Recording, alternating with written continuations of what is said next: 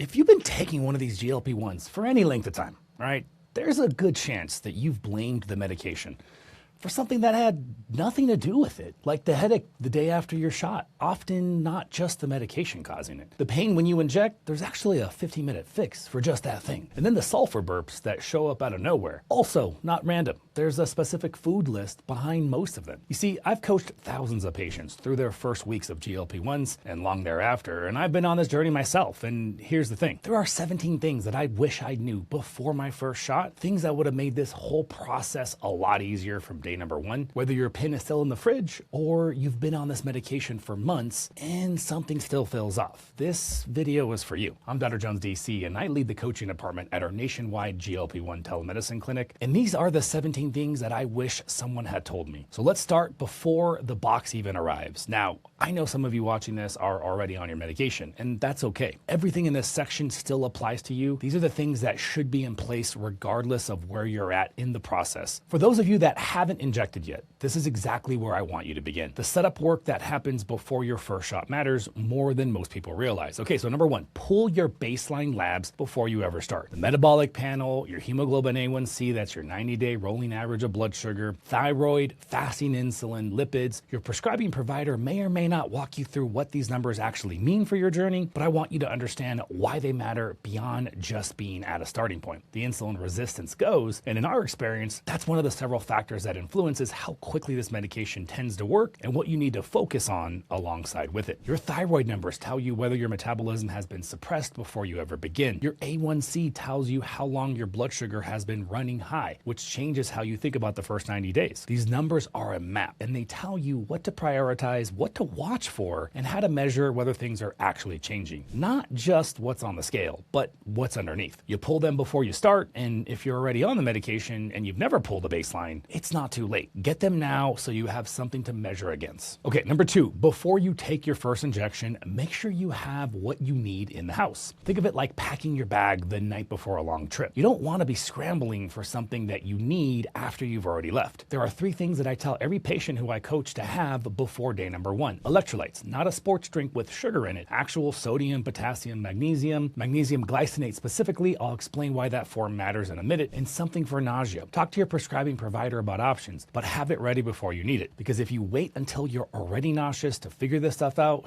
you're already behind the curve. Okay, number three, and this one surprised me when I first really understood it. Most people think they're gonna figure out their nutrition after they start the medication. And here's what I wish I'd known before. The drug is about to suppress your appetite, hard and fast. And if you haven't built the protein habit before that happens, the medication suppresses your protein intake right alongside with everything else. We call this protein first. Lock in your target before day number one. Get the habit established while you still have your full appetite. Because after that first injection, you might not feel like eating much at all. Number four, choose your injection day on purpose. What I see with patients who I coach is that side effects tend to hit hardest in the first day or two after your shot. So the day you inject matters more than people realize. If you inject on Mondays, Tuesday might be rough. Give yourself a buffer. Pick a day where the next day can be lower demand. And if you're already on the medication and your current injection day is working against your week, talk to your prescribing provider about shifting it. Okay, number five, and this might be the most important mindset shift in this entire video. You see, most people come to GLP-1s thinking that faster titration means better results. Get to the highest dose as quickly as possible, but the titration schedule in the package is a population level starting point. It's what worked on average in the trials. Weren't really trying to figure out the lowest effective dose, not what's optimal for your specific body over the long term either. The goal is not the highest dose. The goal is the lowest dose that suppresses your appetite and keeps things moving in the right direction. And I'll go much deeper on this later. It is actually part of tip number 14, but walking into your first injection with the right dose philosophy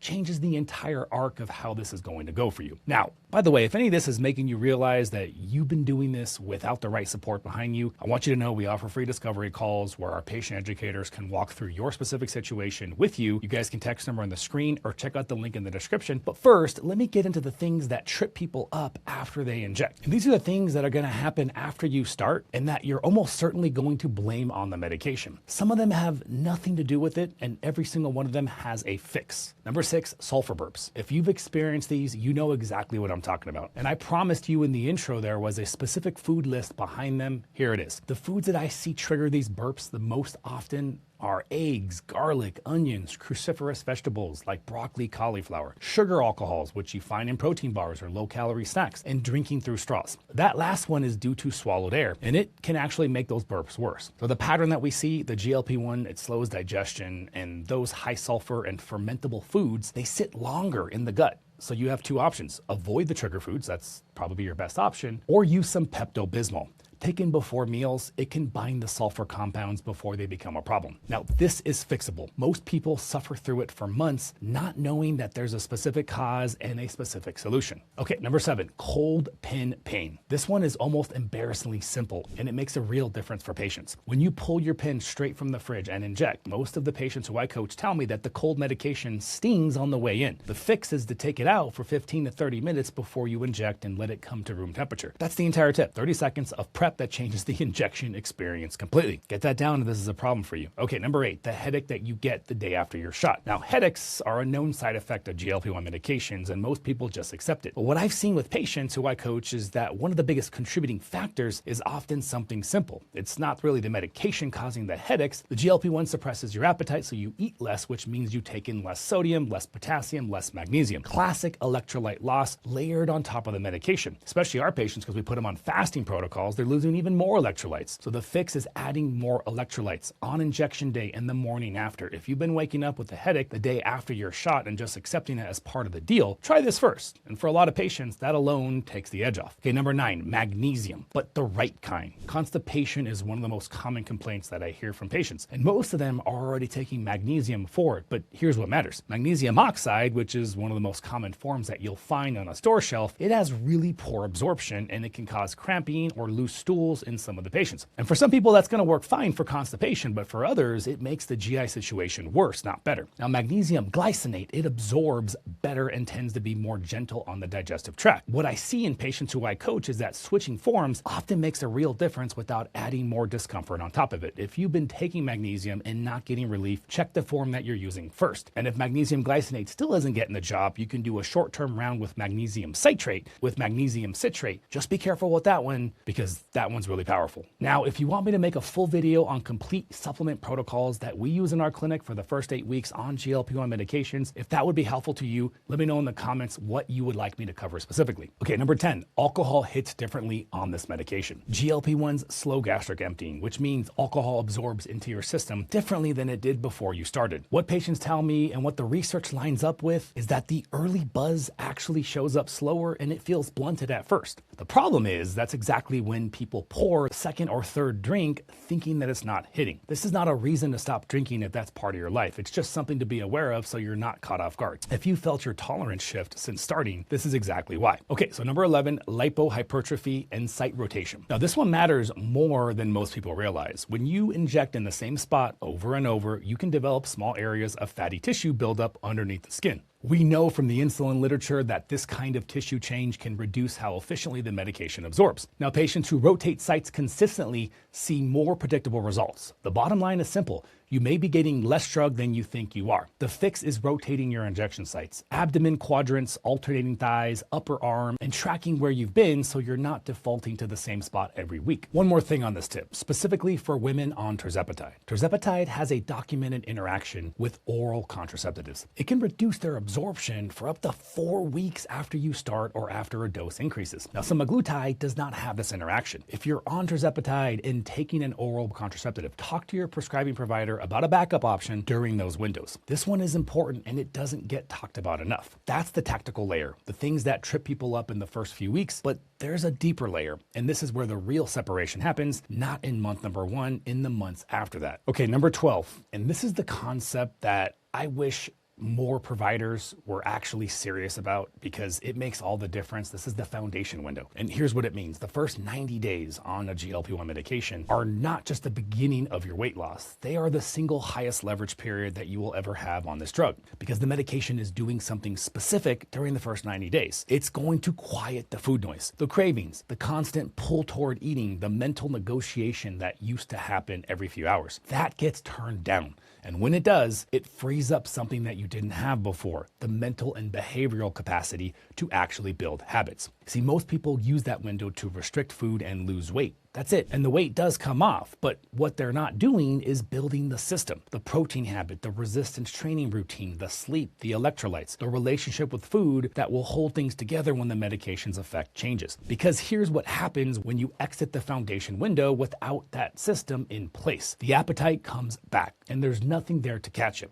I've seen this play out on both sides with patients who I coach, the ones who use the foundation window, who spent those 90 days not just losing weight, but building structure. They come out the other side with something to stand on. And when we start pulling back the dose, the habits hold, the results hold. The ones who didn't build anything during that window, the appetite comes back, the old patterns come back right along with it. And we're essentially starting over. The medication did exactly what it was supposed to do. The window just wasn't used. If you're past 90 days, I want to be clear here. It's not too late. The system can still be built. It just takes more intentional effort without the same appetite suppression working in your favor. Start today, no matter what. Quick question for you. Let me know. Drop your answer in the comments. What phase are you in right now? You haven't started yet. You're still in the foundation window. You're past it. Let me know where you're at and what you're focused on because I read every single comment. Okay, number 13, the lowest effective dose strategy. And this one directly contradicts what most people assume coming into this medication. The titration schedule on your package is a clinical starting point. It tells you a safe path to escalate during the trial period. But it doesn't tell you what your optimal long-term dose is. Most people read that schedule and they assume that the goal is to get to the highest dose as fast as they can. More suppression, faster results. What I tell every single patient that I coach is the opposite. The goal is the lowest dose that suppresses your appetite, keeps the scale moving, and that you're tolerating it well. That's it. You don't go up just because the schedule says you can. You go up if your appetite is coming back hard and you're losing control of your intake. That's the signal. If things are working at the dose that you're on, you stay there. Here's how I explain the difference to patients. There's a difference between your appetite being controlled and your appetite being eliminated. At the right dose, you still feel hunger. You still have to make choices, but the intensity is turned down enough that you can make them clearly. You're not white knuckling it. You're also not completely switched off. That zone is what we're looking for. When people push to the highest dose, the hunger disappears entirely, and that's actually where the GLP-1 crash starts. Because when you feel nothing, you stop eating enough. The medication is doing too much of the work, and that works against you long term. So here's why this matters for the long game. If you titrate to the ceiling in that first few months, you have nowhere to go when you plateau. But if you've stayed conservative and a plateau hits, you still have room to work with. The lowest effective dose strategy isn't about going slow. It's about keeping your options open. And that brings us to number 14. And this one is just non-negotiable. And I'm going to keep it short because I've said it 1,000 times. Without adequate protein and resistance training, a significant portion of the weight that you lose on this medication is going to come from muscle, not just fat. You got to understand that. This is a pound of muscle and this is a pound of fat. Look at the size difference. That's why your body is not changing the way that you want it to. I see it consistently with patients who I coach. People losing weight on a scale, but losing function, losing strength, losing the metabolic engine that makes maintenance possible. 2 to 3 resistance training sessions per week and hitting your protein target. Those are not extras. They are the baseline. If you're doing them, keep going.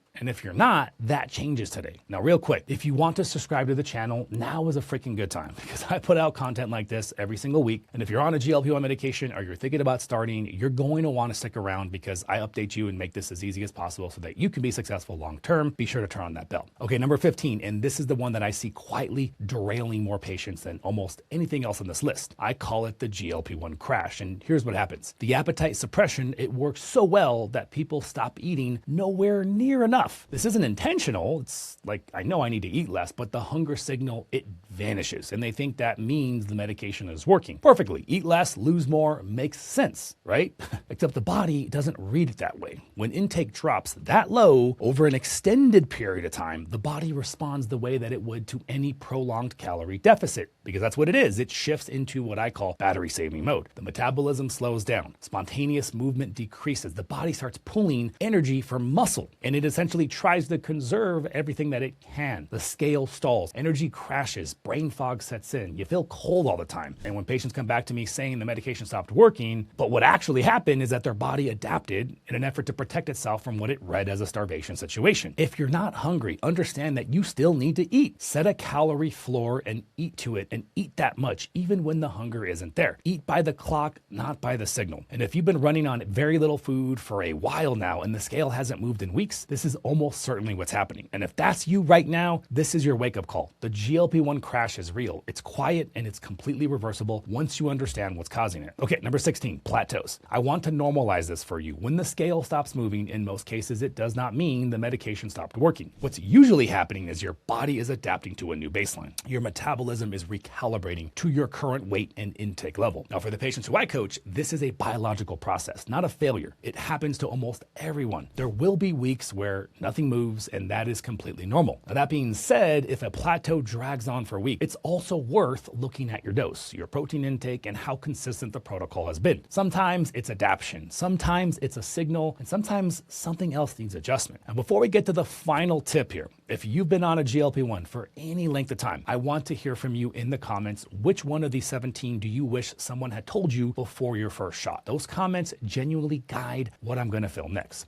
Okay. Number 17, and this is the one that I want to leave you with. So I chose for this one to be the last one here because I think it changes how you're going to approach everything else on this list. Most people start GLP-1s with an exit assumption. Lose the weight, come off the medication, done. That's honestly what I had and talked about for a while, but I've since changed my philosophy. What I've learned coaching thousands of patients through the process, including myself, the people who come off this medication and maintain their results are not the ones who lost the most weight the fastest. They're the ones who used the foundation window to build something strong. The ones who had the protein habit locked in, the training routine established, the relationship with food fundamentally changed. Think of it this way. GLP-1 is like training wheels on a bike. The wheels aren't the destination. The balance that you build while the wheels are on, that is the destination. You don't pull the wheels off until you can ride. And the foundation window is when you're learning to balance. The maintenance question is, what am I building right now that will hold when I do? That's the most important decision that you will make on this medication. And the last piece that I want to add on top of this is most of you are probably not going to be able to wean off the medication, and that's okay. Where I've shifted is a future called microdosing maintenance. And if you guys want me to make a video specifically talking about what I mean by that, how you microdose, how we titrate people down, and what does that look like to actually maintain on a microdose your weight loss for the rest of your life, let me know in the comments if that would be helpful to you. Now, if you've been watching this and realizing that you've been doing this without the right structure behind you, the foundation work, the protein and resistance piece, the dose strategy, a plan for what happens when things plateau, that's exactly what our coaching program is built around. We offer free discovery calls. You guys can text the number on the screen or check out the link in the description if you want to explore that. You'll get to connect with one of our patient educators. They're going to get to know your history, what you've already tried, and where you actually want to go with all of this. From there, they're going to walk through what it looks like to work with our team and what the investment looks like. So you can see exactly what long-term success could look like for you. The training wheels work a lot better when someone's helping you learn to balance. And I know a lot of you are going to walk away from this asking a single question. When do I know if my current dose is actually right? And when do I go up? I made a full video on exactly that. Check it out right there, guys. I'll leave it for you there. We'll see you guys later.